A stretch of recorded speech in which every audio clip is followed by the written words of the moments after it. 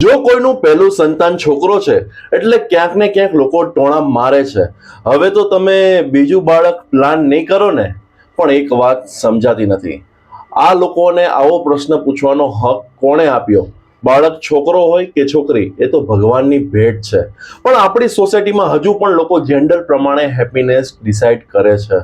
જો છોકરો હોય તો એમ કહે છે ચાલો જોરદાર હો બાકી, અને જો છોકરી આવે તો થોડાક ટાઈમ પછી એમ પણ કહે છે કે હજી એક વખત ટ્રાય કરો, છોકરો આવી શકે છે.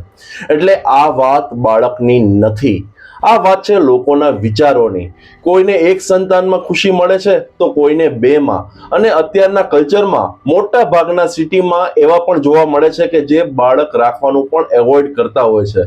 પણ આ બધું જ એમનું પર્સનલ ડિસિઝન હોય છે. ખાસ વાત એ છે કે આપણી સોસાયટીમાં લોકોને બીજાના જીવનમાં ઇન્ટરેસ્ટ વધારે હોય છે.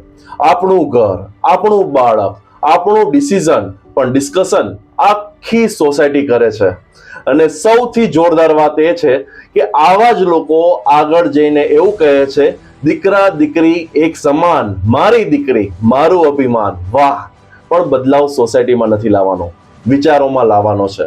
So respect every child, respect every parent.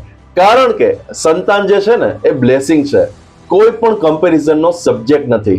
અને યાદ રાખજો, આપણા ડિસિઝન માટે આપણે કોઈને જસ્ટિફાઈ કરવાની જરૂર પણ નથી. જો આ વાત તમને સારી લાગી હોય તો નીચે કોમેન્ટમાં જરૂરથી કહેજો.